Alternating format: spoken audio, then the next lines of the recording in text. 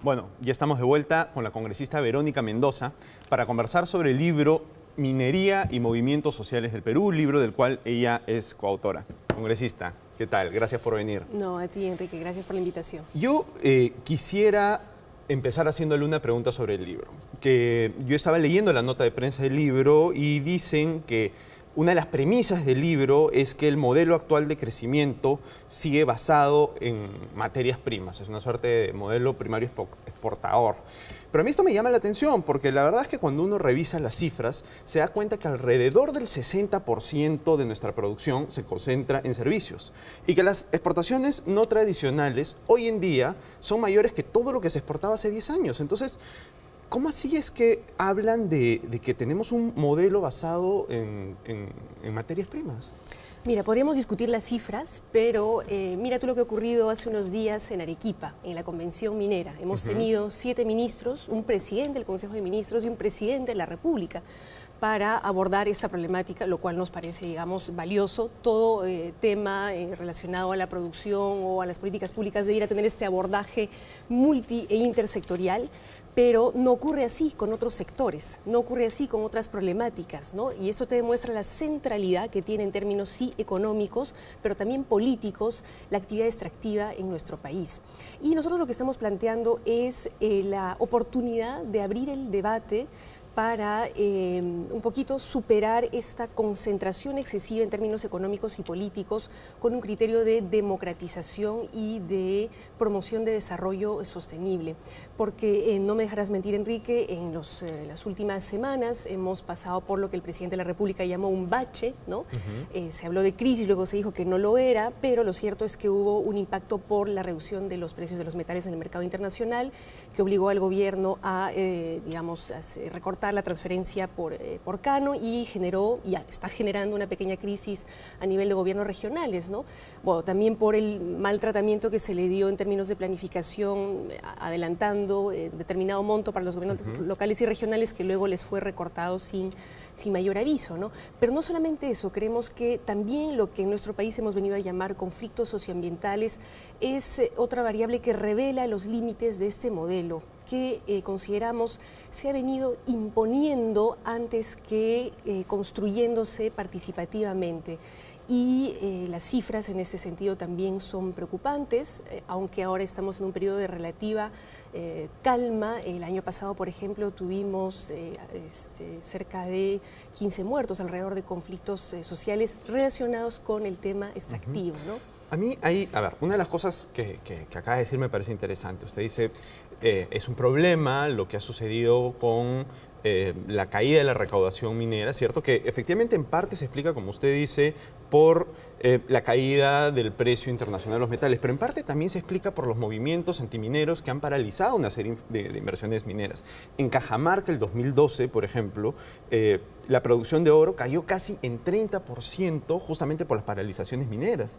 Y para julio del 2003, comparado con julio del 2012, ha habido un 25% menos de petitorios mineros. Entonces, y es además irónico porque, por ejemplo, vemos al alcalde Moyohuanca, que fue una de las cabezas de la protesta Espinar, reclamando más canon, cuando una de las razones, nuevamente, por las cuales se reduce el canon es justamente por los movimientos antimineros. Entonces, ¿qué sucede con eso?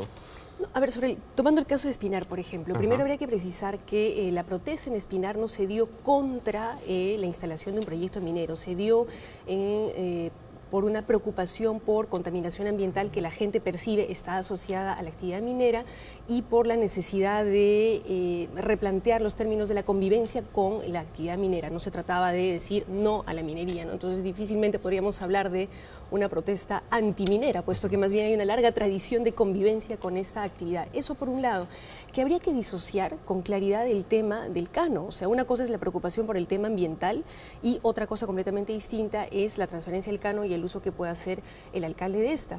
Habría que decir que en el caso de Espinar no se ha paralizado en absoluto la producción, más bien en medio del conflicto y en medio de la mesa de diálogo se ha iniciado la actividad En el caso de Antapacay, la producción más bien está en incremento, o sea, si disminuyó en todo caso fue porque uno de los proyectos que estaba en curso, Tintaya, está cerrando y ahora ya tenemos nuevamente con Antapacay un incremento de la producción, ¿no? Entonces no necesariamente está asociada la movilización social con los problemas en términos de producción. Ahora, pero es bien claro que si no empiezan nuevos proyectos porque hay paralizaciones, va a haber una caída de producción.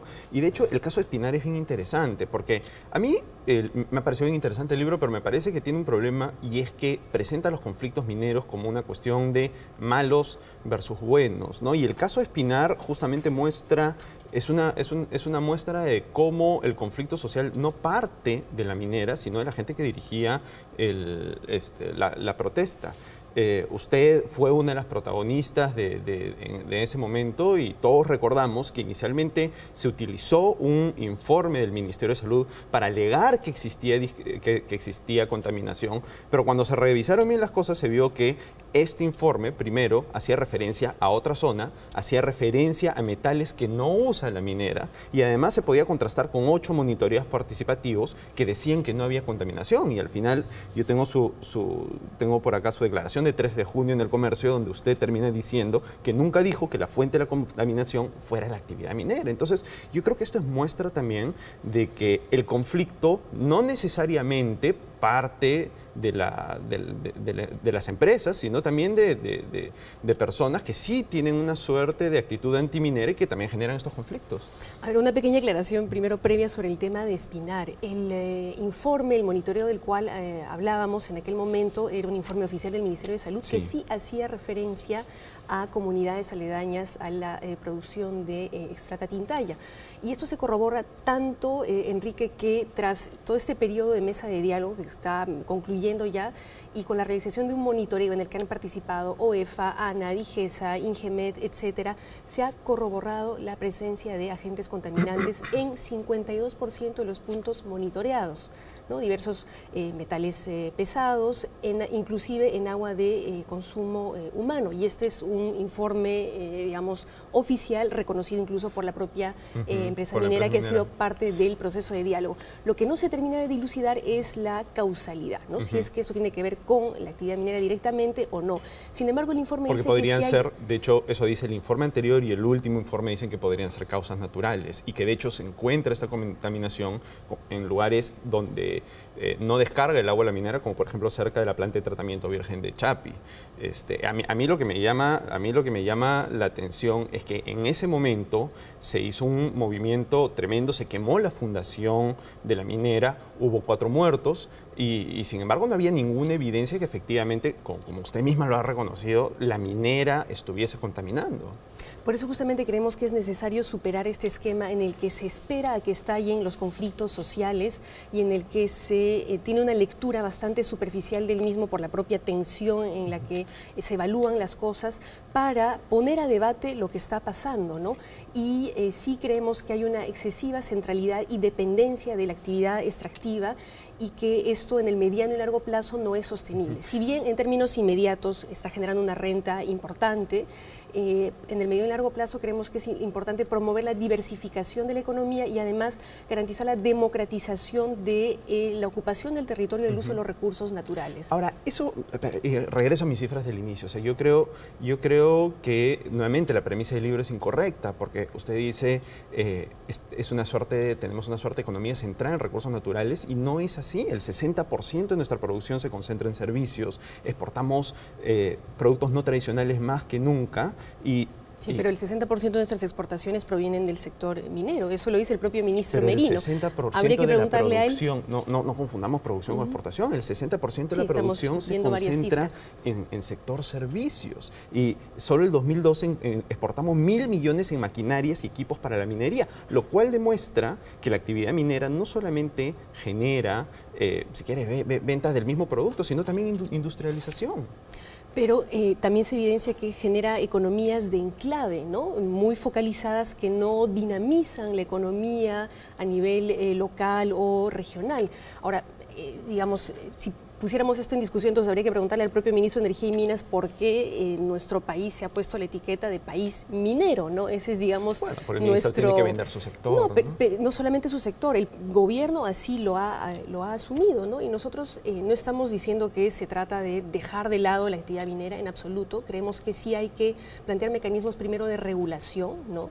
Para evitar los problemas de contaminación ambiental, que sí los hay, para democratizar, decía yo, la ocupación del territorio y el uso de los recursos naturales para que las cosas no se hagan imponiéndose, como lamentablemente se ha hecho en algunos casos, si no, no hablaríamos de muertos de por medio, sino que a través de mecanismos como el ordenamiento territorial, esto se haga de manera planificada, de manera sostenible y de manera democrática, valga la redundancia, ¿no? Con un criterio de participación. Bueno, se nos acabó el tiempo, muchísimas gracias. La congresista Verónica Mendoza, presentando el libro Minería y Movimientos Sociales en el Perú. Enrique, los invitamos a todos a leerlo y sí, discrepar contigo, si me permites 30 segundos. En absoluto planteamos una disyuntiva entre buenos y malos, todo lo contrario, queremos superar esta visión simplista de las cosas para ir a ver los problemas de fondo que creemos tienen que ver con institucionalidad, con democratización, con capacidad reguladora y planificadora del Estado. Pero eso lo encontrarán en el libro. Para cerrar, hay una última cosa que a mí me llamó la atención en el libro. En el libro se pone este afiche, que era uno de los afiches que se usaba en Tambo Grande para oponerse al proyecto. Es uno de estos afiches que dice ceviche, pisco sour, emoliente, limonada, te imaginas una vida sin limón, porque ahí en Tambo Grande se decía que lo que iba a suceder es que la minera iba a terminar con los limones y con los mangos.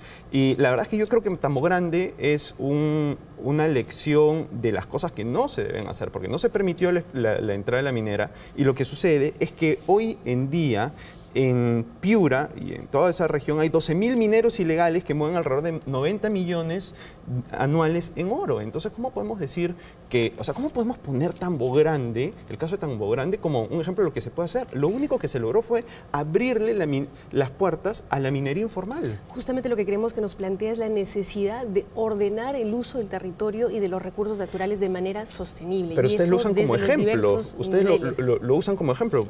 Lo ponen en una de sus primeras páginas como, no sé, como una muestra de lo que se debe hacer. Como una muestra de los conflictos que se dan en torno a la imposición de la actividad extractiva y que es necesario superar, reitero, con un criterio de planificación y de ordenamiento a nivel territorial, a nivel de recursos naturales y a nivel económico también, que tiene que involucrar a las poblaciones locales con un criterio de diversificación de la economía que les permita no depender exclusivamente de actividades extractivas, sean estas, en este caso, eventualmente minería informal u otra. Entonces, justamente eso es lo que estamos poniendo a debate, la necesidad de diversificar, de planificar y de ordenar de manera democrática. Ok, muchas gracias, congresista. Gracias por venir. Bueno, vamos a una pausa y regresamos con Verónica Zapata del Instituto Peruano de Economía. Scotiabank, descubre lo que puedes lograr.